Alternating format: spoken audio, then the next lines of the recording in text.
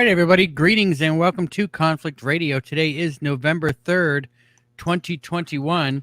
And let me give a shout out here to everybody that's hanging out with us so far. I see Not Quite Human here, Hank Stolk, Derek Atkins, Davy Jones Locker, Akram Muses here, Professor Game Bum. How you doing? Chuck Bam, Chili Peen, Wendy Williams just signed up for the membership program. Welcome, Wendy Williams, to the members area. You got some pretty neat stuff you can go check out now. Vash Wolfwood, how you doing? Ian McFadden is here. Let's see who else was here. Rick 278, Coral Ann. Let's see. Hopefully I don't skip anybody.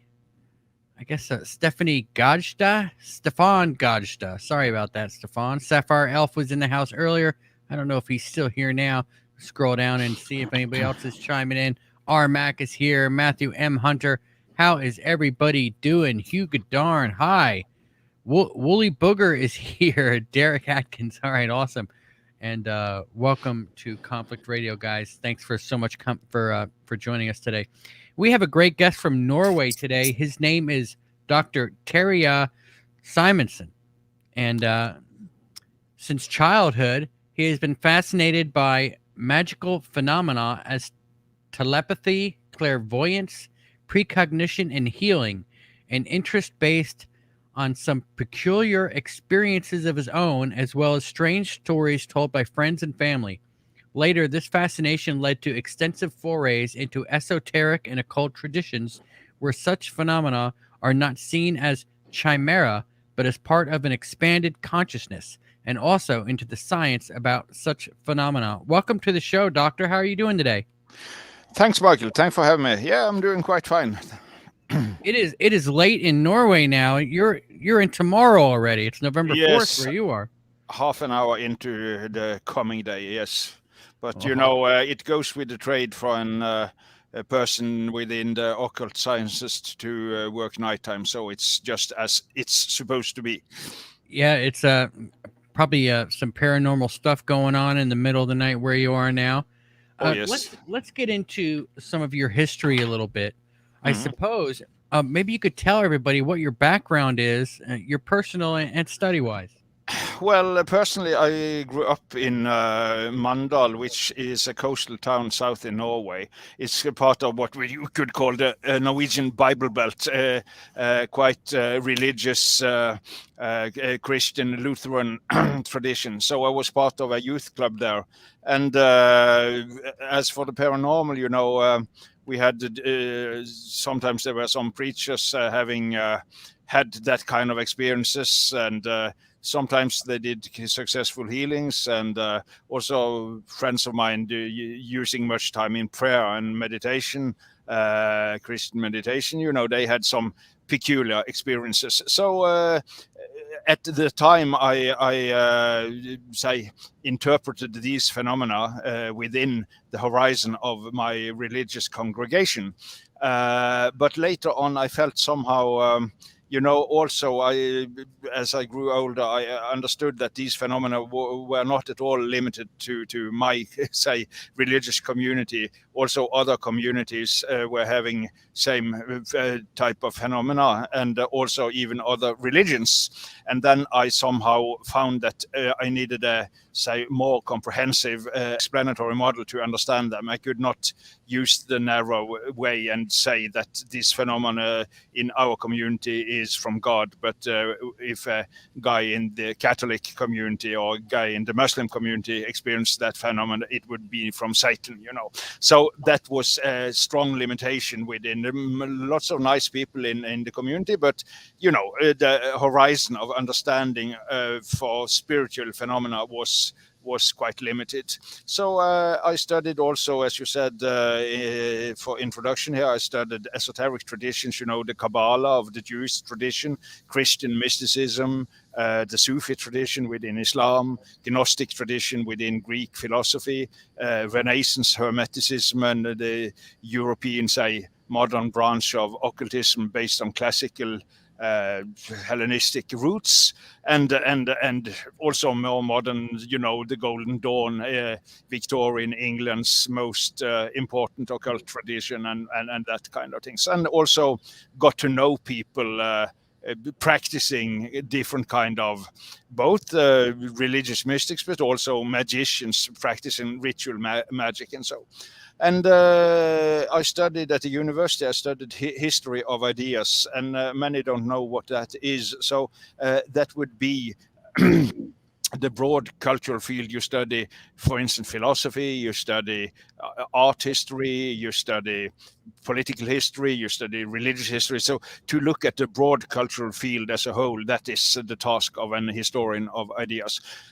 So that was, say, my academic focus. But within that field, I say, made a kind of speciality of going into these esoteric traditions. And I was helped by my professor, my mentor at the university, Professor Jan Erik Ebbestad Hansen, and he is now emeritus pensioner, and but he was Norway's biggest expert on occult and mystical and esoteric traditions, and he guided me towards anthroposophy, Rudolf Steiner's teaching, Rudolf Steiner's version of theosophy, anthroposophy it's called in the German and Norwegian at least, so I wrote my dissertation about anthroposophy, and later on I also studied on my own parapsychology, laboratory science, about these phenomena. So, and also interviewed quite a lot of psychics, people from Jamaica, Sami tradition here in Norway, American native tradition, English occultist, and so what are they able to do? What are they not able to do? And try to get as say comprehensive understanding of the field as possibly, both theoretically and also practically. I went to lots of healers and tried out different kind of meditation techniques, and visiting Buddhist centers, Brazilian spiritists and all that. So I think I'm quite well versed within the field. I'm not, of course, if you practice Zen meditation in 30 years, you will have an in-depth knowledge about that specific tradition. So which is quite, say, more than I have. But I think I have a quite good overview of, say, within this field. All right. So when we talk about, I guess, paranormal, a lot of people would think ghosts, black-eyed kids, Bigfoot, right? I mean, all the normal cryptid stuff, UFOs even, right? I mean, is there anything we're kind of missing there?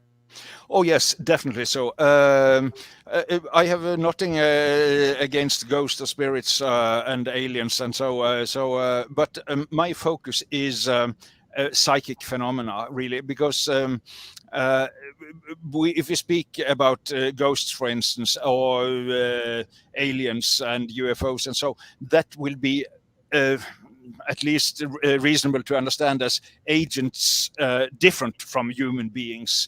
But I focus on psi, which is the phenomena that seems to be a result of our own will and abilities. And the most important psi phenomena is telepathy and clairvoyance and precognition, knowing the future, and also psychokinesis or telekinesis, as it also is called, and healing.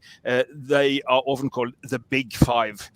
So that is my focus. And this, as a group I mentioned, is called Psi. And therefore I also make a little, say, pun on my name, because my name can be pronounced Simonsen, and then with Simonsen, so. Yeah, there you go. That's pretty good. So let me ask you about the psychic healing. Is that pretty much the Reiki thing that we see people doing? Is that the only kind of psychic healing that there is? Oh no, there's quite a lot of traditions there, and whether or not basically it's the same phenomena. I will not dare to say, because the practitioners of the different traditions tend to stress, you have theta healing, you have, as you said, Reiki, you have Kahuna healing from Hawaii, and you have so many different traditions. One great English healer, Tom Johansson, I read a book by him many years ago, and it made quite an impression on me. And he had found more or less that basically it's the same thing happening. He had seen so many techniques used to say what you can say to make the healing take place. He even had seen a healer using a trumpet to blow the healing into the body of the patient. So I think, but as I said, that's just what we could call a qualified guess, but that the intention to heal is the most important, and that is especially. It becomes especially clear when it's talking about distant healing. If you can heal via telephone, for instance, or you have a client in Australia while you yourself is in the US, and you are able to somehow trigger changes in his or her, say, brainwave patterns or energy field, or even, say, make the illness go away, then it seems that intention at a distance is the essence of healing. So whether you use hands-on or hands-off or stroke that way or that way, and so I think that is of less importance. I've also been to some seminars with a very famous, world-famous British healer, Matthew Manning, and he also thought of it more or less the way I describe it here. So how does that work? I mean, how does that work for somebody, say, in Norway to heal somebody in the United States? The basic thing is, and that is the crux of my book, really, I use the metaphor, the mental internet, because we tend to think of consciousness in a very limited way. Typically, people think of consciousness, their consciousness is something that they have inside their head. I have my consciousness inside my head, you have your consciousness inside your head, all our listeners have their consciousness inside their head. But that is, in my perception of consciousness, that is a very limited perspective, and even a wrong perspective, because I think consciousness deep down is a collective field of information, a shared field of information, more like the internet. And viewed that way, suddenly we experience, more or less everybody experience in the Western world at least, that it's possible. Yes, just let me close, if I may. That we send emails vast distances from the US to Australia every day. And so distance perceived as normal, I am here, my friend is over there, that doesn't work. If you're online, you're online. And I think as we all have consciousness, we are all online, and therefore we are connected. So the physical distance is not real from the perspective of consciousness. Yes, thank you. Yeah, I mean, just as we can talk, you and I, from thousands of miles away, our consciousness is probably even faster, right? It all goes up to a main source, is what you're saying? Yes, and the interesting thing is, as you say, even faster, and to make it even a bit more difficult, if you think of, now we're using a concept from quantum physics, non-locality, that, as I said, we tend to think in space. So if I talk to you, so I send a message, it's going from me to you, from A to B, But basically, if we are in the non-local sphere, there is no A to B. Both are, they are congruent. So we are already within the shared field. So it's not really going from Norway to the US from the perspective of consciousness. We are already operating within a non-local sphere that does not know neither Norway nor US.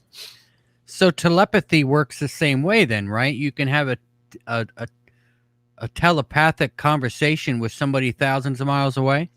Yes, I think so. If you are a good psychic, so there was a policeman here in our little town. He was on what is called a mission, a peacekeeping forces down in Afghanistan, and there he was together with a guy from Africa. I don't remember which. It was Ghana, I think, and they were on duty one night together. And then this Ghanese man told this policeman from my town here. He said, "I just need a little break now, and I'm going to do some telepathic communication with my family." So he went over to a corner, and it was quite big, so what is called a watchroom they had, and he sat in a chair and mumbled for himself, and coming back so half an hour later, and then he had got some messages from the health condition, his son's health condition in back there, and that news he had got via that telepathic conversation was later confirmed. They were not allowed to use mobile phones on the station for some security reasons. I think it was, if they used mobile phone, it could be tracked or something like that. So he had no possibility to say, get this news via the normal channels. But as I said, the news was confirmed, I think it was 3 days later. And this policeman telling me that he's not a typical new age guy or anything, So he was quite stunned by that demonstration of telepathy. So and also there's this Cuban, he is a psychologist. I think he's a laboratory in California, but he is from Cuba. I forget his name right now, but he's quite famous. He's done seminars together with Professor Stanley Krippner. Professor Krippner is one of the really great parapsychologists, and he was traveling down in Peru, and he also told that some of the tribes high up in the mountains in Peru used telepathy just more or less like we use mobile phones. So I think if you are sensitive and have a tradition for it, it's possible to use that more or less, at least to communicate some essential messages. Also, the Australian Aboriginals, they have demonstrated quite good capabilities in this field, and which has been observed by social anthropologists living together with, say, those having the old way of life of the Australian Aborigines. So it's quite common experience, more or less all over the world, that say this field can be used for telepathy. Okay, do you think in the past humans were more able to do this than they are today? Like it was just commonplace?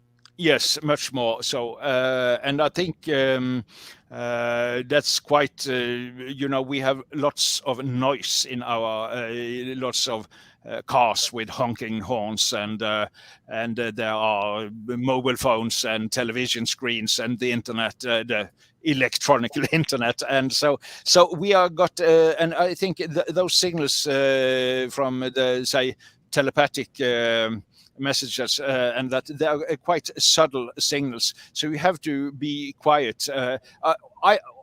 Otherwise, you can, if you have very strong signals, if someone in your family experience a very strong joyful event, newborn baby for instance, or is a crisis, a shock, or illness or so, I think it's possible for lots of modern folks also to get this in, perceive it telepathically. But basically to subtle, to get a more nuanced perception here, you have to be quiet. And indigenous people all over the world not having all these electronic devices, not so much noise, and also going much in nature with a deep silence, it's much more easy to somehow become aware of this, say, transference.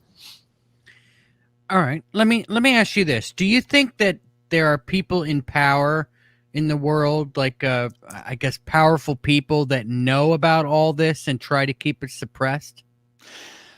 Yes, but they don't really suppress it either. You know, if you go to the website of the CIA, you will find you can be able to download quite a lot of documents about the Stargate program. You know, that was a spy project run by the US military and later the CIA for about 20 years, from about 1975 to 1995.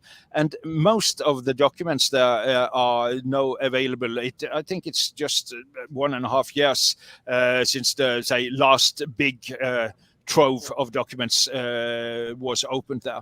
So people can go and check for themselves and read quite a lot of interesting. I, of course, refer the essence of that program in my book. I hope I will be allowed to introduce my book a little later. But as I said, the CIA website, and also it's possible to some degree to know about other nations as well, in Czechia, for instance, and also Russia had quite Russia. It's still difficult to know what they did or not did, but as I said, the CIA website could be a good place for people to start. All right. So what we were just talking about a little bit ago about how the internet and consciousness goes real fast, kind of up to a main source. Is that what Yes. you mean by the mental internet? Yes, more or less so. It's just a metaphor, really, because of course there's no kind of service operating that internet here. But as I think it's the basic, well, if you look at a philosophical way, the basic stuff of the universe within spiritual traditions, or in many places in the world, are thought to be of spiritual nature.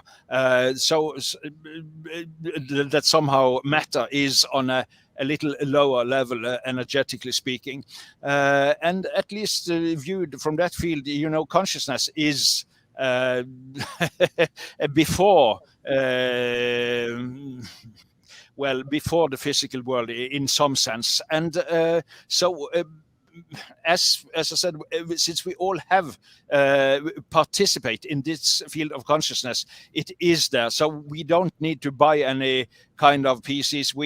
Our own mind is our PC, which is connected with all the other PCs via this cosmic web of consciousness, which I refer to as the mental internet, just to make it accessible as a concept, really. Yeah, and you talk about that in your book. Yes. Let me quick give a shout out to everybody. If you could hit that like button, it'll help get more people in here for the question time. Now, your book, why don't you a short history of nearly everything paranormal? Yes. Can you tell us a little bit about that? What inspired you to write it? Well, you know, a long story short, but I was in a difficult place in my life, suffering from depression after the loss of my mother, and having not in very good health, and also little money, and so I had to do something. So I started making a pilot for this project, you know, and somehow summarize my thoughts about this field, because, as I said, I have studied quite a lot on my own, and also discussed with lots of psychics and healers. So then I discussed this pilot with a good friend of mine. He's a psychotherapist, and he said, you should definitely write a book about this, because it will be very helpful. Because in his practice, you know, he will often meet people telling about these experiences, and what he has to say from conventional perspective is just, oh, that was strange, or what a strange coincidence, you know, where people say that they suddenly felt a pain in the chest when the uncle died in Paris of a heart attack, you know, and that kind of things. Or if there's a person having kind of more psychotic things going on. So it's the typical usual joke about, have you forgotten your medication today, you know. So that is not a very good way to meet the people telling about this phenomena. And he somehow missed a constructive frame how to interpret it and make these phenomena integrated into folks' daily life. And he felt that my approach there was very good.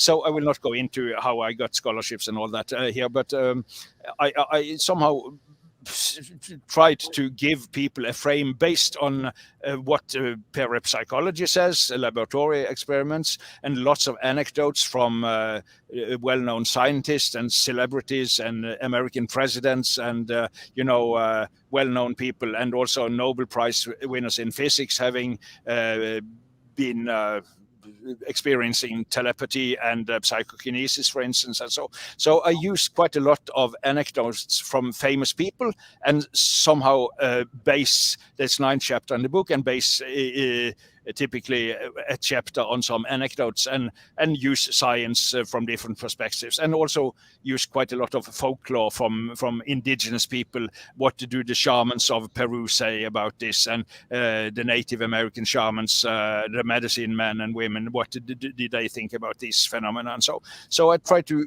do a very multifaceted and playful approach to this, so people can read a little here and a little there, and there's also a very good index, so it's possible to say, if you want to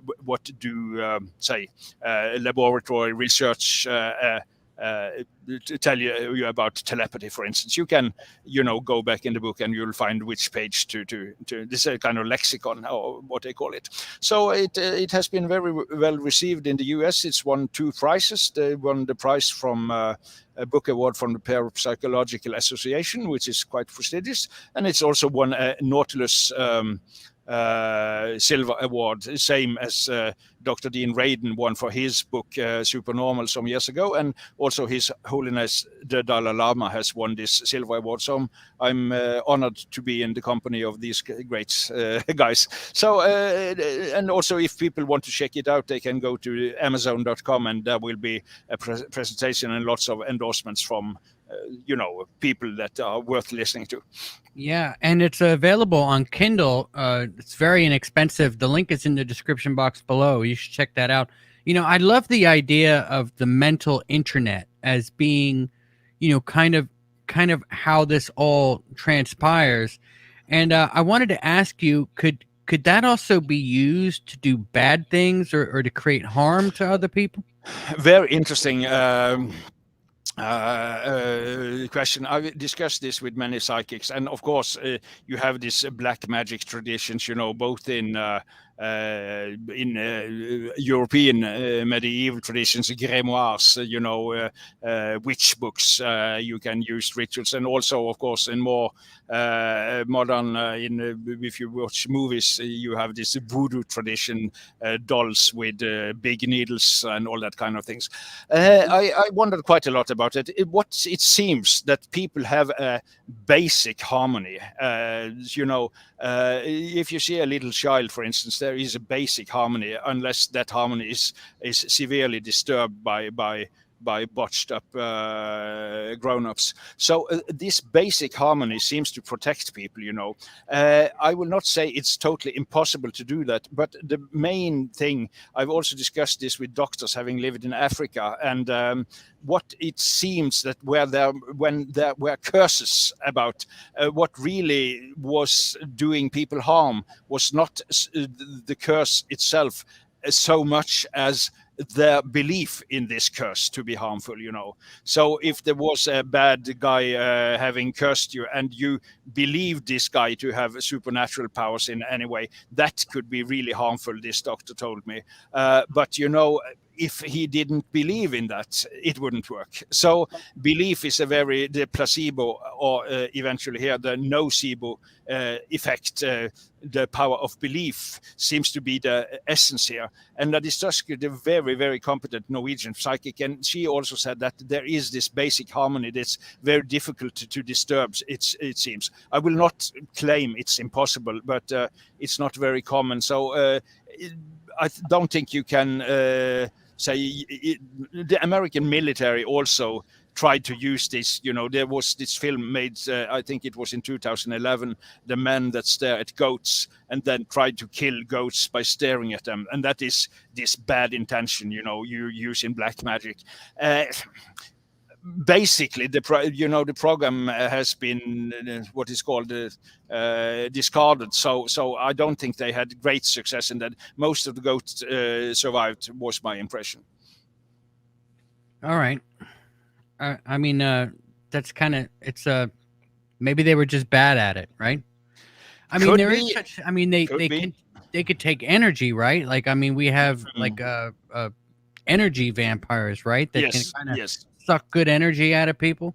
Yes, that is probably true. But that also goes for bad people you meet in the workplace, or bad movies you see. That can also, have you seen a movie, a kind of horror movie or very depressing movie, your energy can be sucked for at least for hours afterwards.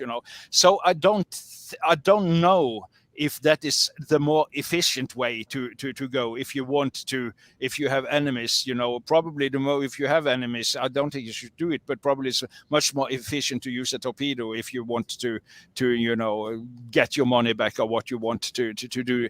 But I will not exclude the possibility. I will definitely not, but I feel people somehow project all their paranoia into what is possible here. But if you see in different wars, people tried to kill Hitler by using this kind of power. So they did not succeed, at least not immediately.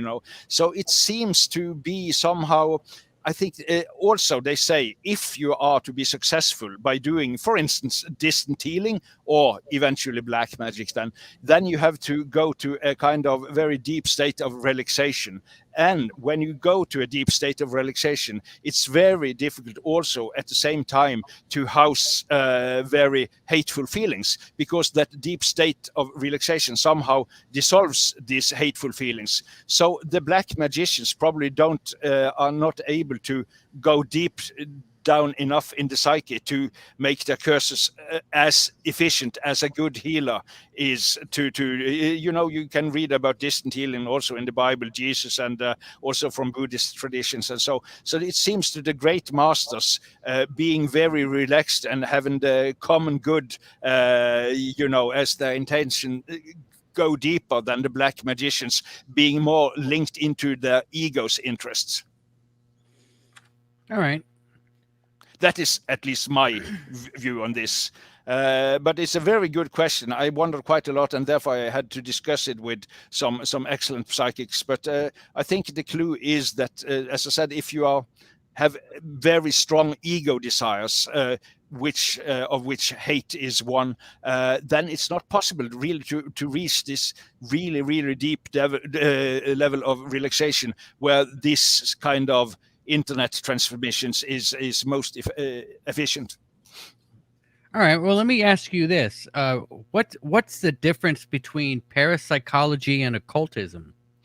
Well, parapsychology is a science. You should do experiments typically in a laboratory in our days, which should be able to be replicated by independent researchers. It is not that easy when it comes to this, because who is independent? If there is a very positive researcher, being open to good results, he or she will somehow tune the mood in the laboratory in a much more fruitful way than if there's a very negative or very skeptical, leader of the experiments. So it's not possible to exclude this, the frame conditions influence on the experiments. But in principle, you should be able to do the exact same experiments with new researchers. And also parapsychology does not have a kind of worldview. It's not existential. It does not tell you necessarily anything about your place in the world and what is your task and mission here. But occultism, on the other hand, is not, you don't have to check your rituals with electronic equipment, and you don't have to use protocol and that kind of things. But it is much more of an existential thing, how to develop your consciousness, being able to connect to the higher levels of being, and also eventually to develop some powers for telepathy and healing. And so occultism is a more existential project, but parapsychology is, ideally speaking, a straight scientific project. All right. So talking about premonition and precognition, Yes. does the mental internet understand time at all? Does time matter to the mental internet? And Very maybe good. that's why precognition works? Very good question, and as for space, the mental internet is an excellent metaphor, I think.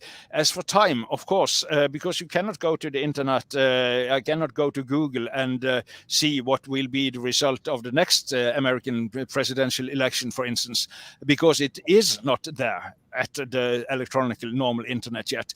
Is the result of the next American election already on the mental internet? It could be. I'm very open to that, but it opens so many questions because if it's possible to know the future in advance, does that mean we have no free will? Are we just biological automats, acting out our pre-programmed, say, psyche, which is programmed by genetics or childhood and everything that influences us? So it's a very difficult question, but I take some experience. Dean Radin has done quite good experience with precognition, and so it seems to be able to do kind of precognition. And also, I mentioned quite stunning French lady being able to make predictions years ahead. And I myself have also met psychics that I have been, totally astonished by their ability to. They have recorded their predictions for specific things in my life, and things have turned out very much as they described. So it's a paradox. On the one hand, I am very open to it is there already on the mental internet. All information, both past, present and future, is in principle perhaps available there. Yeah, I mean, just because consciousness knows the future doesn't mean that I didn't have free will to choose it. No. So, but you have to at least to deal with that kind of problems. So it raises the question. But if then a psychic tell you that you will, say, meet the woman in your life there, and you go to that place, but suddenly she has decided otherwise or something, as I said, it is a philosophical question, at least. I will not say it's impossible to solve. Probably Deepak Chopra, you know him, I suppose. And he said it's from our normal, limited day-to-day perspective, it's not possible to solve these riddles because somehow it presupposes time, it presupposes space, it presupposes causality, and all these things which, from a higher perspective, are perhaps and probably not real. So our way of formulating the question somehow makes us go into a labyrinth where there is no, say, exit in a way, because our words presupposes ideas about the world that probably on a deep level is not real. So I would say, yes, I have experienced precognition myself, and I've been very stunned by it. And I have wondered if this great psychic tell me that you should go on that travel, or you should not go on that travel. Will I have the possibility, and to which extents do I have? So I raised the question in my book, but I do not answer. And I think at least I have become very practical. I think if you listen to intuition, you will know what is right, whether or not that great psychic has predicted it or not. So I think very often some of these questions can only be answered in a good way existentially. You have to put your life on the line, and what is right for me, regardless of what this or that great psychic has told you. All right. Well, let me ask you this: Are there dangers involved with people engaging in paranormal practices? Yes, there can be. A friend of mine, he has been schizophrenic, and he is quite gifted psychically. So he is to some extent able to read other people's mind, and he was quite and I mean in a paranormal way, not just reading, cold reading or subtle clues from body movement and that kind, but direct via the mental internet. And he wanted me to teach him some techniques how to develop these abilities. And I have to put my hand on his shoulder and say to him, "Do you really think that's a good idea? Because if you expand your this it's like being on the, say, internet without a firewall, and suddenly there will be ads popping up all over the place on your screen, and there will be nasty movies and everything. If you don't have a firewall, you can be flooded by too much information, and especially if you are in a, what you can say, in you are a sensitive person, and you might be perhaps in a conflicted period in your life, and then suddenly you are able to perceive other people's thoughts, and even say future events of a kind of harmful or scary sort. That is not very good for you. So and also, for instance, this famous Austrian esoteric teacher Rudolf Steiner, he was contacted by a pilot, what is called the chief of a squadron, and he had this problem. Then when his guys went into battle, he would know before takeoff which of them would be shot down by enemy planes, and that was terrible for him to know, so he could see the dying before it happened. So he went to Rudolf Steiner and asked, "Please give me some exercise to close this precognition ability of mine." And Rudolf Steiner gave him some exercises, and he was able to somehow shield himself off from that. So there are dangers. So you should, the Buddhists say that you have to have discernment here. So you should work on yourself as a harmonious person, and you should be open and listen to, say, this kind of information. But at the same time, you as a whole person is much more important than just this or that paranormal singular phenomenon. So you should not sacrifice your harmony for just having some, if you take LSD, many people will be able to experience telepathic things quite immediately, but it does not necessarily benefit you as a whole person. Yeah, that's the truth. That's for sure. Mm. All right. So let me ask you this. Is science kind of getting in the way of paranormal research, or are like the, I guess, quote unquote, real scientists like holding all of this up? Well, I think a limited perception of what science is. Some skeptics, they say science is this and this, and it is characterized with this and this approach, and that somehow they are in a way begging the question of what you can say. It's like if you have a fishing net, and you have the meshes, and your meshes are, for instance, it could be 10 centimeters wide, and then you put out this mesh and you draw it up, and there are no shrimps in the net, and you conclude, oh, there are no shrimps in the ocean. That's just bogus. Your method, your perception of science will somehow allow you to gain certain facts and will exclude other facts. And many people have a very limited perception of what science is, textbooks in high school and so. But some really great creative scientists, as I told you, Brian Josephson, that was before we started the program, Brian Josephson in Cambridge, he won the Nobel Prize in Physics in 1973, and he is a great physicist, and he is totally convinced about the reality of both telepathy and psychokinesis. And also there was a very famous quantum pioneer called Wolfgang Pauli. He won the Nobel Prize in Physics in 1945, and he was a genius. It was Albert Einstein himself who recommended that Pauli get this Nobel Prize in Physics. And Pauli himself experienced lots of paranormal phenomena in his own life.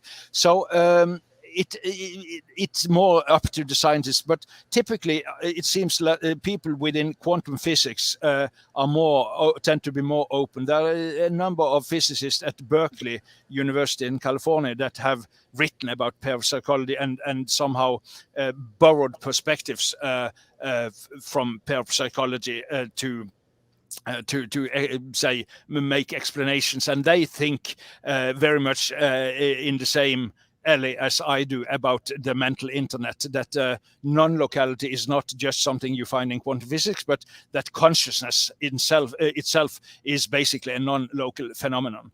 There is a famous group from Berkeley called Fundamental Physics Group, and several of those physicists there have done parapsychological experiments, and as I said, are very open to or strong believer in telepathy. All right. So thinking about everything that you just said in the last 45 minutes, do you think it's possible that we are all the same main being? From one perspective, I think we must be. Because I mean, that's crazy, right? Yes, but it's like an orchestra, a big orchestra. There is one big orchestra and lots of instruments. So I think I might be the flute, you might be the violin, another guy might be the drum, and this woman over there might be the harp. And so, I think we are voices in the cosmic choir or instruments in the cosmic orchestra. And deep down there is being, the unity of being, I think. Yeah. So let me ask you this. As far as all of consciousness together, could that also include different dimensions? Or do you think that each dimension has a different consciousness? A very good question. Excellent question. That's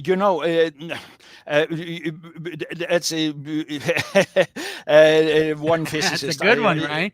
Yeah, very good one. A great physicist I heard a lecture with. He said, there might very well be parallel universes, but if they are really parallel universes, we would never know about them, because as soon as we know about them, they are not parallel universes anymore. So then it's some extended part of our own university if you know about them. So that might be the case, but it's extremely difficult to prove. By definition, in a way, a parallel universe is some universe that does not interfere with our own, and whether or not that consciousness in that universe on some level in fact does interfere with consciousness in our, that is highly hypothetical. I'm very open to it, but I will not say I know. Yeah, I mean, that's pretty neat, isn't it? And that's an interesting paradox. It really is. It is. If you know about it, it can't be a different dimension, can it?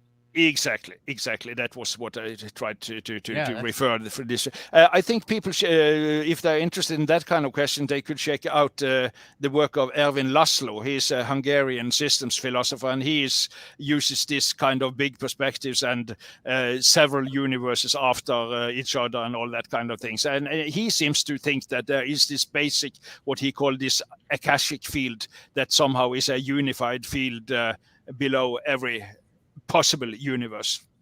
And what was his name again? Ervin Laszlo. Ervin, ERVIN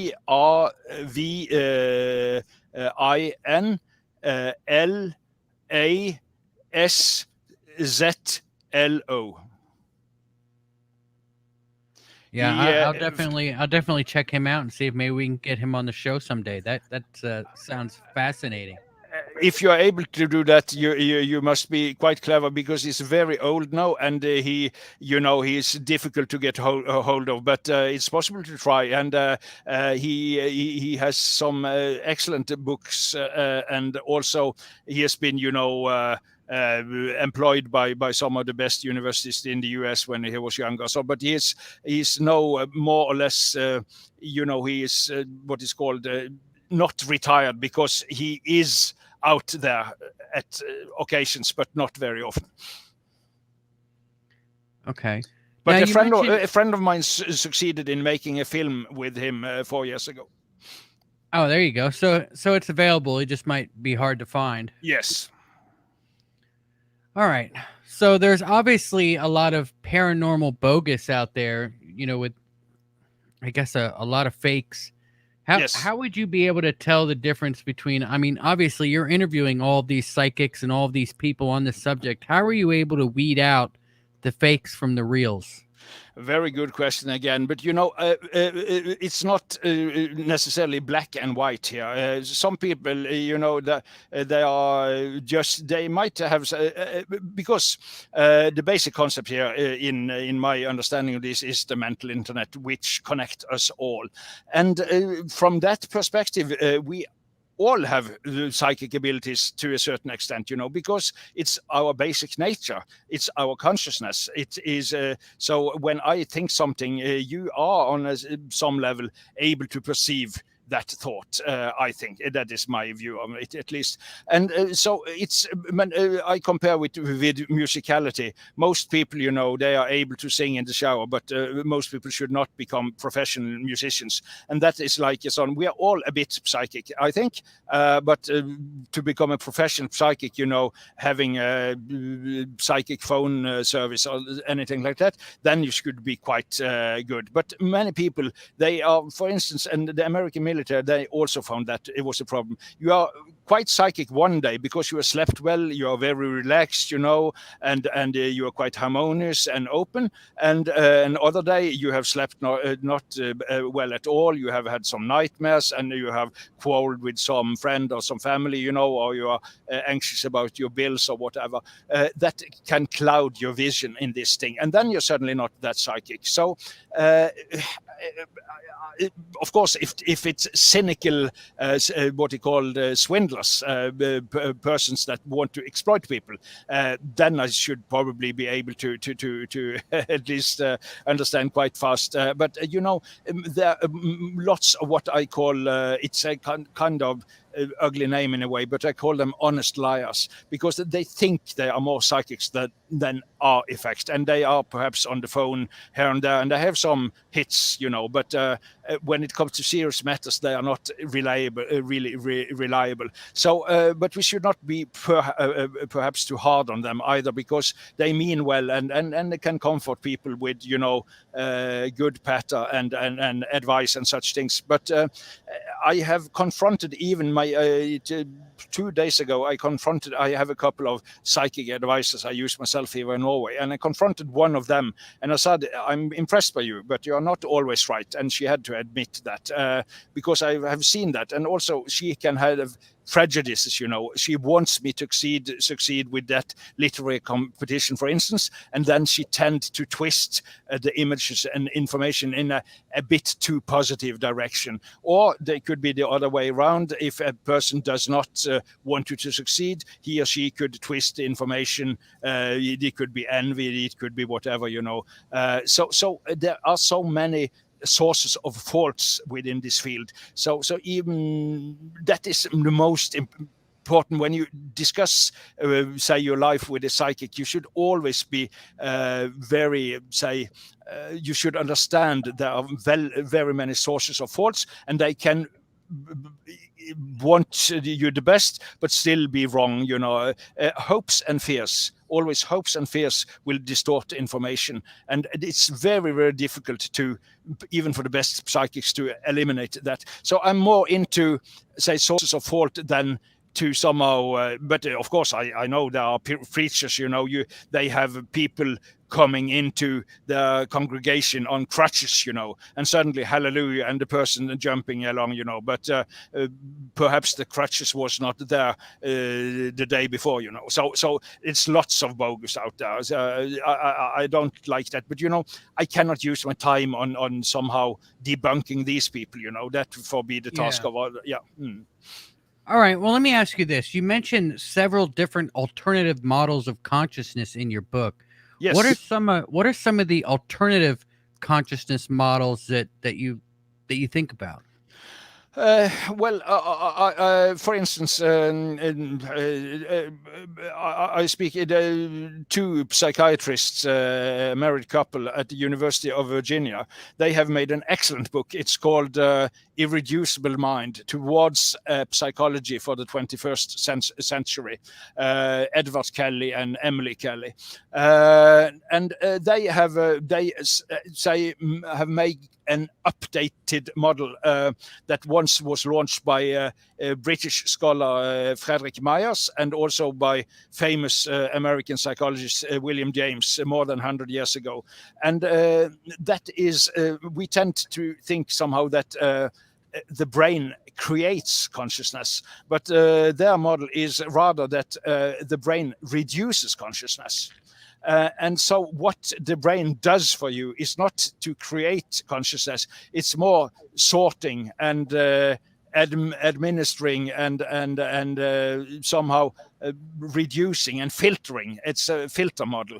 So that is very interesting, because that will also explain why are we not psychic all the time and all receiving lots of telepathic messages and exciting clairvoyant downloads from the mental internet. That is because the brain reduces consciousness. I mentioned the firewall, because we need that firewall not to be, overloaded by information. So that is a very important, difference. As I said, if you go to normal academia and you discuss with a psychologist, they will tend to think that they will say that the brain somehow creates consciousness, but the irreducible mind model is totally opposite. The brain reduces consciousness. So that is one model I use quite a lot of time on. And also this Erwin Laszlo that I mentioned, this Akashic field, a 0 point field, as he also calls it. And there also a good model, it's called ORCH-OR, orchestrated reduction, and that is made by British Nobel winner in physics Sir Roger Penrose and American anesthesiologist Stuart Hameroff. He is at Arizona University, and that is also very good. They have a position in the middle between normal academic brain-created consciousness and this irreducible mind. They have that brain somehow creates consciousness, but at the same time, consciousness have some non-local what is called properties. So, but it's difficult, online, going into details. But the point is really that my main point with presenting different models is that really that the normal conventional academia way of thinking of consciousness is all too reductionist and all too limiting, because it cannot account for these phenomena that there are millions reports about: telepathy, clairvoyance, precognition, healing, and so on. And if you have a map that does not fit the terrain, well, of course, you can go out in the terrain and try to reconstruct the terrain, but it's much more reasonable to redraw the map. And I suggest these other models as better maps about our psyche and our consciousness. All right. Let me give a shout out to everybody that's in here. Fascinating conversation today, guys. If anybody has a question, now's the time to go ahead and post it. We're coming up on the last half hour of the show. So if you have a question, try putting it in caps in the chat box below, and I will ask the doctor your question. But before we do that, Doctor, let me ask you a question I have. You seem pretty, you're well versed in all of this. What do you think? There's a lot of people that, I've had on the show that believe that this is some kind of projection or simulation that we live in. What's your idea on that? It's an interesting thought. I could, but at the same time, that might be the case. But at the same time, if, as you suggested, and of which I tend to agree, that basically there is a unity. What is the difference between a simulation and the normal way of looking at things. If it's basic down, the question then is just how is this unity organized in a way. So if you think of, as I say, in the old Indian Vedanta tradition, they have what they call non-duality, Advaita, non-dividedness. And the deep down, if you go deep down, there is unity, there's non-dividedness. So an eventual simulation, well, that will also be part of that unity. So it's difficult to go behind that unity in a way. Okay, Sapphire Elf. I think I covered that question there. I think I covered that. So, Vash wants to know: can the guest share his knowledge and research results on mass consciousness experiments and how he believes that they work?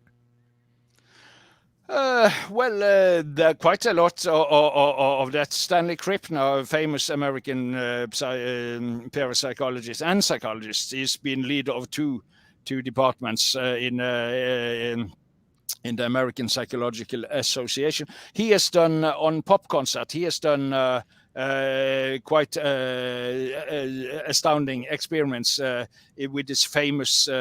They are not very much active today because the leader died some years ago. But Grateful Dead, famous American rock band, he did. They had some kind of. They wanted to say. Project images, so it was possible for people other places to perceive which images they projected, so you can organize and that is also if you go into a group, for instance, working in a magical lodge, and you get all the people in lodge having focus about, say, projecting healing to a sick person, and so that will be some of the same, and back to that rock band experiment, my perception was that Krippner had quite good results with being able to have a group project the image, so it was possible for other to perceive that image. I discuss also this cosmic, what is called this. Princeton had for many years a kind of project where they had detectors trying to measure, for instance, if there was a natural disaster or war in a part of the world, whether or not the cosmic field of consciousness would be influenced by that. And I mentioned that projects also in book, and they placed detectors all over the world somehow to see if these detectors were influenced by, say, what is called movements in the collective mind, and at least they themselves claim that it was possible to read even before there happened big events that somehow influenced many persons' lives. So there are many ways to somehow try to detect the collective field. It's very complicated, of course, because people have converse intentions. If one person's want to sabotage the experiment, for instance, if 9 persons want to say project an image, and the 10th person want to sabotage that, and so it's very difficult. It's much more easy to one-to-one experiments, and I refer to quite a lot of them, but I to some extent go into the collective experiments also, but not that much. But the few I go into seems to indicate that it works, to put it that way. All right. Hank Stolk says, what about the holographic principle? Yes, I'm very interested in that. My book has come in 2 editions in English. The first book was released by Pari Publishing, a little English company in Italy, which was founded by a quantum physicist, British David Peat, and he was working quite a lot together with David Bohm, which is probably the one who should be credited for presenting the holographic principle, at least in one phase of his life, David Bohm. my physicist and David Bohm worked together for quite a number of years. So I am very fascinated by that principle. And also this American writer Talbot, I don't remember his first name, no, but Talbot has made quite a good books about this theme. So, but as I said, these things are philosophy, and very fruitful philosophy. And from the holographic principle, of course, if I make a thought, I think, and then because of the holographic principle, if that's real, somehow my thought is immediately part of the hologram, and somehow is distributed all through the hologram, which means the whole universe. So that is an excellent model to which say suggests telepathy is possible. So the holographic principle is very interesting, but it's such a big and groundbreaking philosophy. It's difficult to finally prove. But as a working hypothesis, for instance, for parapsychology, it could be quite good. David Bohm, the great physicist which I mentioned, he was also doing quite a lot of parapsychological experiments. He was convinced that these phenomena are real, and that is because from the holographic principle, he thought of consciousness as being ubiquitous. It is distributed throughout the hologram. So it's an excellent model, but I will not dare to say whether or not it's right. All right. Sapphire Elf has a good question here about telepathy, but let me ask you this before I get to his question. Can telepathy involve more than two people? Could you have a group of people involved in telepathy, like hundreds even? Yes, very, very. For instance, the Christian community called Quakers. I suppose many of our listeners will know about the Quakers. They have not typically, when they have meetings, they typically do not have a normal, pastor or preacher like in the churches. They typically will sit in silence, and often a person will stand up and somehow communicate that the message he feels that need to be shared with the other people present. And one of my friends, he was a Quaker, and he told it was quite stunning because very often you would see that people would get the same ideas, separate of it, not having discussed this beforehand. Again, experiments involving many people is very complex, very difficult to somehow exclude faults and things, but from experience it seems to be very likely when a group relax together or are in ecstasy together, there will typically be telepathic exchanges. Also, this very famous Indian yogi, the Beatles used him, and also today it's David Lynch, probably his most famous proponent. He's dead now, but Maharishi Mahesh Yogi, he launched the transcendental meditation movement, and he says when people go deep down in meditation, they will synchronize their consciousness, and that will in next turn helping world peace if many enough meditate, because deep down we create peaceful thoughts, and then that will, like ripples in water, will spread in the ocean of consciousness. So yes, collective telepathic exchanges, I personally think are very real. TM organization have made lots of research on this, and they have also an excellent physicist, I think Hamelin, I think it's called, Hagelin. And so if you go to the website of the TM organization, you will probably find some science about collective telepathy. All right. So Sapphire wants to know, do you believe telepathy is simply between two or more people, or is it more like a universal consciousness that people tap into? I like the second, second description better, because somehow otherwise, of course, if I experience telepathy, it's me that experiences it, or say my cousin, or you, or anybody. But what is the prerequisite for that? That is not the ego. The prerequisite for being able to experience telepathy is the consciousness that is before me and will be there after me. So therefore, I tend to stress, the mental internet itself. But it's just like when my computer breaks down, the internet is still working. And but you can buy a new computer, So the internet is more, substantial part of the transaction than each single computer. But without a single computer or mobile phone, you will not be able to tap into it. But it's a kind of critique in my stressing the collective aspect, because if you go to some ashram or some, there will be a guru and he has got some extreme telepathic abilities. He can read you before you enter the room, and that might be true, but then it's kind of putting him on a pedestal and gratifying his ego or her ego, So it's a way of saying this is very common. It's very deep. It's something that we all share, and we also share it with animals. So many people, and the famous British biologist Rupert Sheldrake, he's made books about that.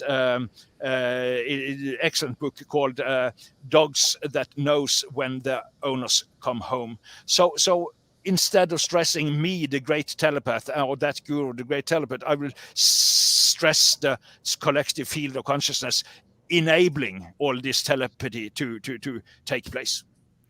All right. So is it possible for a good person who's good at telepathy to be able to possibly hack into somebody's telepathic conversation or tap into it and be able to listen to what they're telepathying about? I think in principle it's possible, but in practical play, it's, as I said, very subtle impressions. These, so you should be extremely. It's possible for a person with good hearing to hear a cricket singing a kilometer far from here. Probably, if there are no cars, no birds, no wind, But under normal circumstances, I don't think it is possible. So in principle, yes, but in practical play, not so much. Okay, Hank Stalk wants to know: does an out-of-body experience prove that consciousness is not limited to the physical body? I think proof is a difficult concept there, because what is proof? Probably it's just in mathematics you can say 100% absolute proof. But I think it is one of, the symptoms of consciousness being ubiquitous and ever present, that somehow you are able to follow consciousness to other places where the consciousness already is, but your ego is not yet. So and that is, if you go to the indigenous tradition, for instance, here in Norway, we have the Sami people, and they are traditionally very skilled at projecting their consciousness. They explain it that you have a body soul and you have a free soul.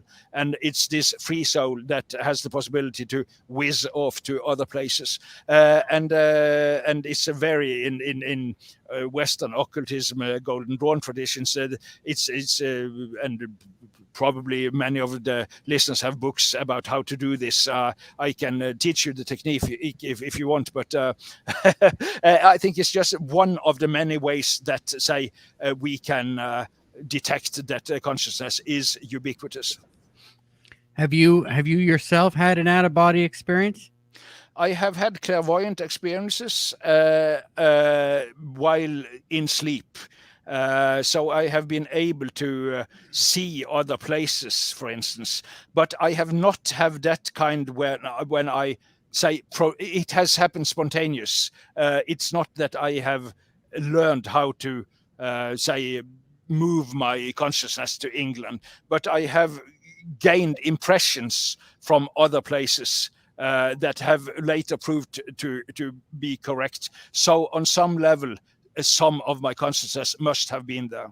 That is all. But I am just, on average, gifted within these things. What I have most often is precognition. I have seen the future sometimes seconds before it happens, sometimes hours before it happens, and on occasion also some years before it has happened.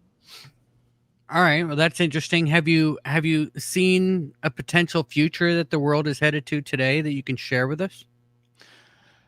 I can share a good story that is because when I've seen on, for instance, Baba Vanga, very famous Bulgarian medium, she has said something about the world, and of course this classic European French occultist Nostradamus, but people are always over interpreting their sayings or their statements about things. But I can tell you, the most impressive psychic I ever met, that was back in 1989. She is dead now, so it's not possible to consult her unless you are a spiritist, of course. She said something about my future. And she said then, and as I said, through the years, so much of what she has told has proved to be correct. For my life, at least. And she said that I would live until I was 78 years old. I was at home her, so I told her, okay, but if now I leave you flat and I run right, I choose to run right in front of the car, a car passing by, and then your prediction will be wrong. She said, no, it will not be wrong, because the car will be, he will be able to stop the car, the driver will be able to stop the car, or you will be saved at the hospital, because you are going to be 78 years old. But then I said, but what if the world collapses totally and exterminated? And she said, the world will not be exterminated before you have become 78 years old.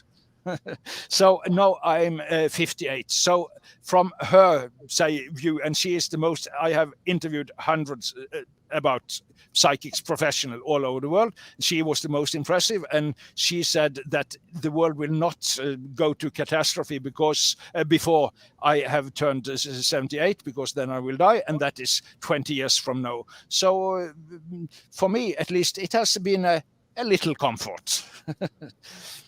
All right. Sapphire wants to know, does the Mandela effect tap into the idea of people's shared memories? Very interesting thing. I have a person that I respect and like quite a lot. She is very into the Mandela effect. And I know she has organized conferences with physicists also open to the Mandela effect. I have not made up my mind as for the Mandela effect. So I will, following the principle, not speaking too much about things I know too little about. I think I shall avoid commenting on that. Okay. And he also says, you already touched on this, but more specifically, what does the guest think of James Randi's $1 million prize for demonstrating paranormal abilities under test conditions? I think that's a hoax. And it was discontinued as of 2015. So that prize is no argument anymore. And no, Randi died last year also, as most people probably also know. But the prize was discontinued in 2015. I use quite a number of pages in my book on that prize, because that is the argument, in quote marks, that is most often cited as kind of debunking the paranormal. But the conditions for the prize were so as not possible to succeed, because the condition were to be agreed on. It says in the statutes, this should be agreed on. And if Randi does not like the conditions, he could disagree, and then it would not be, say, according to that protocol. And also, if after the experiment, if there was not agreed on that this or that phenomenon had happened, then the prize should not be, awarded. There was a famous other skeptic. He was a friend of Randi, and he told him, kind of banter talk once, and he said, Randi, aren't you afraid of losing your money? And then that was a friend of Randi, and a famous astronomer. Then Randi had said, I always have an out. And after that, there's probably Randi is or was a professional magician, and their whole occupation is to trick folks into believing what is not true. And if a man's life's work is at stake and $1 million in its stake, should we suddenly start to believe that this professional magician is not pulling his usual tricks? Well. All right. Sapphire Sun wants to know about the Princeton eggs. What do you think of the Princeton eggs? It might be something I don't know about. Then he must explain the Princeton's experiment, this global consciousness project. I commented on that. I don't know specific about eggs. Yeah. Okay. I'm sorry. I think it's the same thing you were talking about earlier. It's just I think that they call it the Princeton eggs or something. Okay.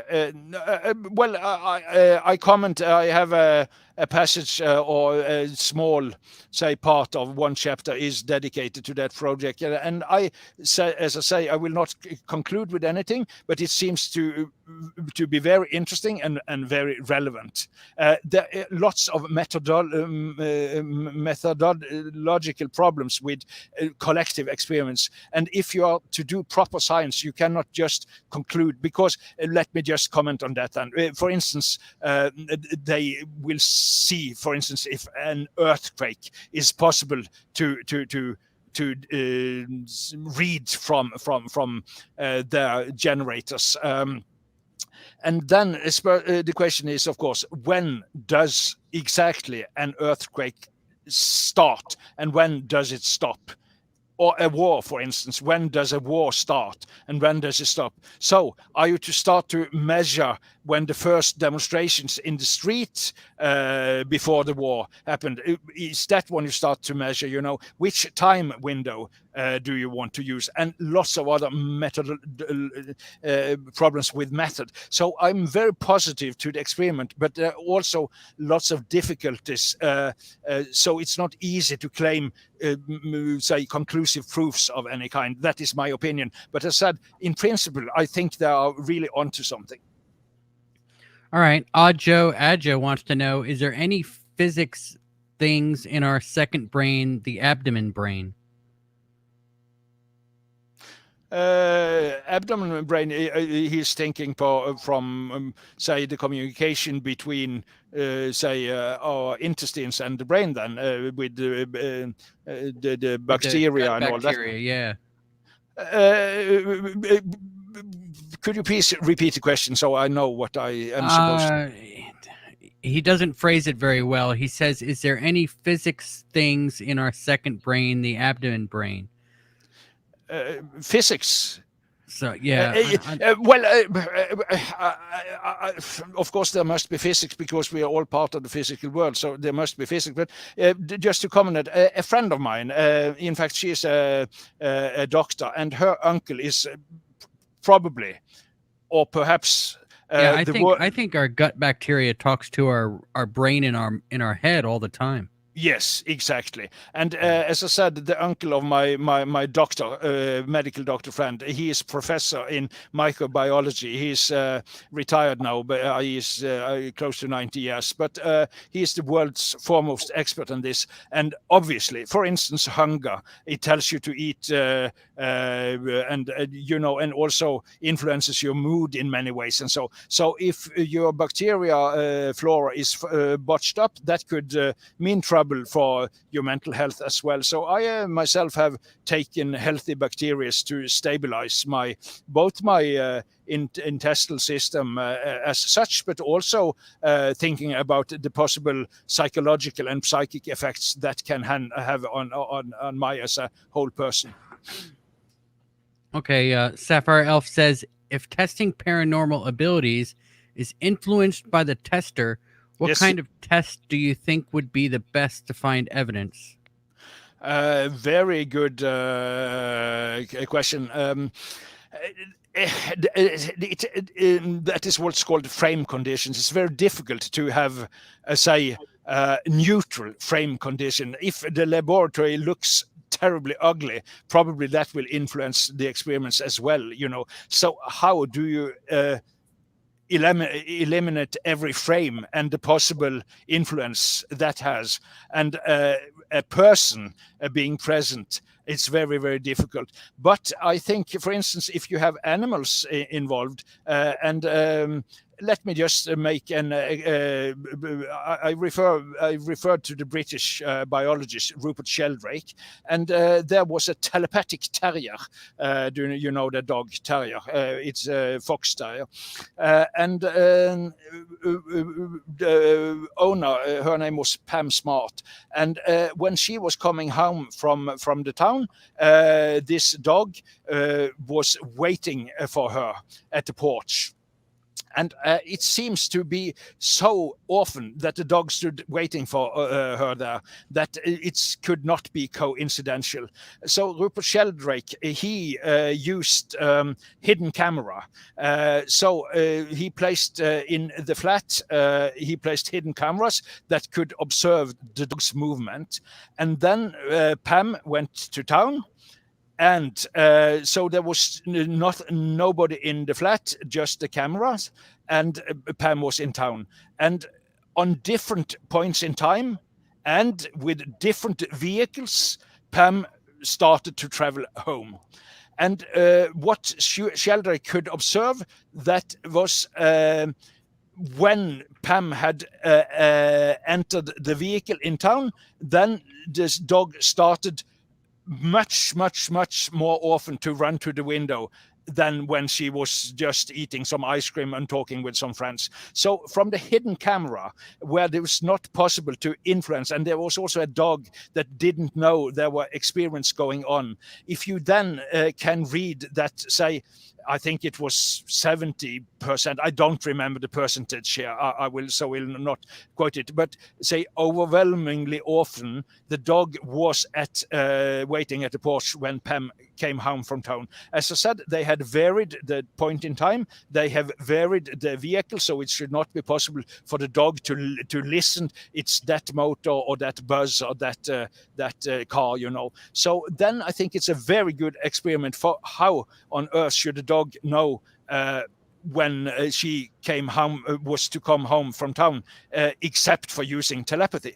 So for me, that would one experiment that seems to eliminate, say, the human factor of this. Okay, Sapphire Sun wants to know, do you have an opinion on synchronicity? Very good question again. Yes, I have strong opinion on synchronicity, and think if synchronicities are very real, and especially if you are in deep personal processes, as Carl Gustav Jung detected among his patients. When there were deep crisis or close to a breakthrough, there will often appear synchronicity. At the same time, synchronicity that is, for those of our listeners who do not know, that there's some meaningful coincidences that is somehow seems to be totally out of this world. So I am a strong believer that synchronicities happen, and they will typically happen when you are deeply engaged in solving a problem or a personal crisis or onto something really in your life. But you also have to not over-interpret them, because, for instance, there was an example I read about. There was a woman, somehow she had dreamt about a red plastic bucket, and whenever she passed a kind of garden shop and there was a red plastic bucket there, she had to buy it, she felt, because the synchronicity had told her that. So you should be also discerning when it is, but I think it should listen very carefully and in say relaxed and open-minded way to what this synchronicity is going or trying to tell you. I will recommend there's American psychiatrist Bernie Bateman, and he has written and he has both a podcast and his website, and he has a book is called Connecting with Coincidence. So I will recommend, and Bernie is he was leader of a university clinic, but he then started to become a free intellectual and writer instead. Connecting with Coincidence, Bernie Bateman. So checking out that could be very helpful. All right. So what about deja vu? Very interesting again. So many good questions here tonight. I'm wow. Very often. Yes, déjà vu is French expression meaning already seen, and that is, of course, when you come to a place you haven't been. You start at a new school, and suddenly you remember somehow, get the feeling of remember. This I saw 2 years ago. For instance, yes, I had lots of déjà vu, and of course, the reductionist explanation will be that our brain functions discontinuously. So the brain. No, I'm getting some echo in my headset here. Can you switch on something? No, I don't know why it's doing that. Okay, yeah, but it's away now, so no problem. We're about done. Well, yeah. The typical reductionist academic explanation on déjà vu is that the brain somehow switches off and on very fast, and that is off and on. It's the brain is blinking in a way, and because it switches itself off and on all the time, there will be periods, short periods when you are switched off, to put it that way, a microsecond or something, and then suddenly after that microsecond you are back again, and then you have seen this before, but you saw it 1 microsecond before, but because it was right before the break, you don't remember. Your brain has had this microseconds pause, and then you think it must be something from you have remembered from earlier. That is the reductionist model, and it's quite alluring. So, but my experience with déjà vu, and also from other research, is that rather déjà vu, I think of it is because a friend of mine tested this also. I will not go into because we are getting close, but I've got a reason to believe that this déjà vu very often will be precognition, but unrecognized as such. So you just get this strange feeling. But if you have been able to follow the course of your consciousness all the way on a subconscious level, you've been probably able to. You have in fact seen this thing before by precognition. That is my take on it, at least. All right, you have a couple more minutes. We just take a few more questions. Are you still there? Did I lose you? Yes, I'm here. Do you have a couple more minutes? I have. Yes, no problem. All right. Ian McFadden wants to know, do great minds really think alike, or do they just say that? Lots of difference also, but there are some, as you probably know, there are the famous invention, for instance, mathematics, integral mathematics. I don't know what is the English word, but I think it must be something to say. Integralregning, integral mathematics, was discovered at the same time by Isaac Newton and Gottfried Leibniz, a famous German philosopher, and also probably people will know about the phone. There was Alexander Graham Bell, and there was Marconi, and they seem to have been discovering at the same time, and also lots of other. So this seems to be, I think, it's my view of this is there's exchange between minds, individual minds and the collective minds. So if lots of researchers all over the world are working on a problem, somehow I think that also becomes parts of the collective consciousness. And therefore, if you're sensitive to the movements in the collective consciousness, it increases the chances that some fruitful idea will pop up at your place. And so great minds being within the same field of research research being sensitive to, say, thoughts about these themes they are so deeply into and have devoted lives to, I think they might synchronize on a level, and therefore somehow being able to help each other. But again, how do you prove this? But at least from my model, that seems very reasonable. All right. I guess I've got 3 more questions for you. Sapphire Elf wants to know, what is your favorite example of paranormal abilities that you've researched? So many. In my book, I found it quite stunning. There has been some archaeologists having done spectacular finds, archaeological finds, by the use of clairvoyance. And I also did a little paranormal research myself. I was to dig in some archives about my great-great-grandfather, who I did not know anything about at all. And I consulted a psychic before and asked her, what will we find in the archives? And the description she gave was quite stunning. I would not have been able to guess what she told me. So that was just a small thing, but I mentioned the palace of Cleopatra, for instance, the famous Egyptian queen, was found by clairvoyance, and also the bodily remains of the famous English king Richard III. The famous quote from Shakespeare, my kingdom from a horse, that was by Richard III, a Renaissance king that was murdered, and he was disappeared. But he was found, his remains, bodily skeleton, was found by clairvoyance. So archaeological finds done by clairvoyance, and I mentioned quite a number of them in my book. That has been stunning examples for me. Okay. Vash Wolfwood wants to know, why does it feel easier and intuitive to use magic, psychic ability, such as telekinesis, in a dream state, but then it doesn't translate to real life? For better or worse, when we are in awake, we have limitations, and also we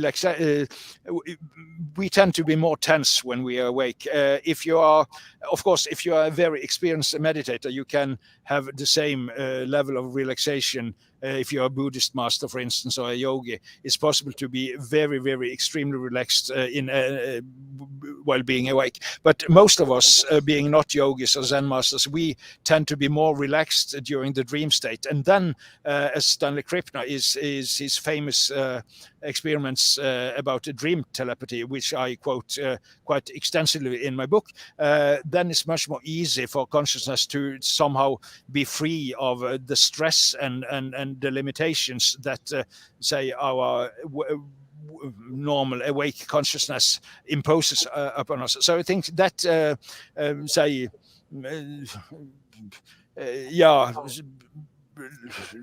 what it's called more relaxed, and also rationality. If some people tell you, ask you, can you tune into that and that friend of you living in Australia and tell me what he thinks?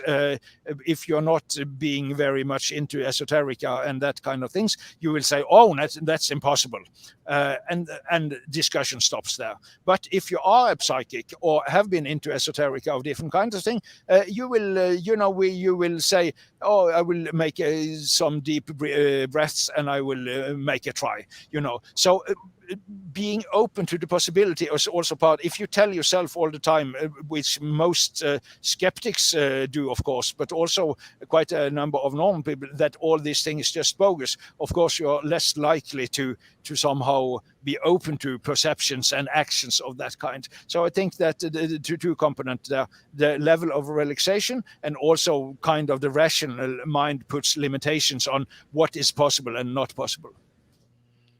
All right, Doctor. I have one last question, and it's the same question we ask every guest on the show. And so don't feel bad if you don't know the answer, okay? Okay. All right. Do you know who Corn Pop is? No. Okay. All right. He's a bad dude. Okay. All right. No. Doctor, Terje Simonsen, thanks so much for coming on the show today, man. Fascinating conversation. You want to tell everybody where they can find you? Yes, let me just give the name of the book so people will have that for a good start. A Short History of Nearly Everything Paranormal. And it's also a subtitle, Our Secret Powers, Telepathy, Clairvoyance and Precognition. And my name is Terje Simonsen. That is Terje, once more, Terje, and son Simonsen. I can say Simonsen. Simonsen.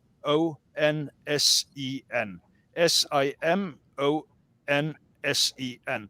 And the book is easily available on Amazon. So just visit Amazon and there will be lots of endorsements and presentations and so. And there you also can find a little, presentation of me. So I think Amazon is the place to start. All right, awesome. And all of the links are in the description box below. Hang on a second, Doctor. I'll chat with you a bit. Just let me give me a second to wrap everything up. Remember, everybody, you can always find us online. Just go to www.conflictradio.net. Real quick, Doctor, I just saw it come up. Do you have any audio books? Do you have it in audio at all? Yes, that will also be so. If the audiobook is also available on Amazon, they have just as they have this Kindle, they have what is called Audible. So if you go to Amazon, there is 15 hours audiobook and an excellent English, quite famous voice artist have read. And so I'm very happy about the audiobook as well. All right, and Sapphire Elf has posted the link to the guest's Twitter in the I guess the chat box there. And remember, you can always find Conflict Radio on Twitter. I mentioned the website www.conflictradio.net. You can find us on Spreaker, Apple iTunes, and all of your normal podcast catchers. Be sure to check out the show if you the show's store if you want to help support the show. That'd be great. It's a good time of year to get into some of our hoodies and sweatshirts and things. So that's pretty neat. Our long sleeve shirts are actually really cool. So check that out. And we will be back tomorrow, guys. I have got Peter Muse on. We're going to talk about pirates and sea serpents and witches and magical folks and all kinds of neat stuff going up on the Massachusetts shore up there. Some neat things going on. So we'll be back tomorrow to talk a little about cryptids and pirates. Until next time, everybody, I suggest you hold the line, batten down the hatches, and be safe.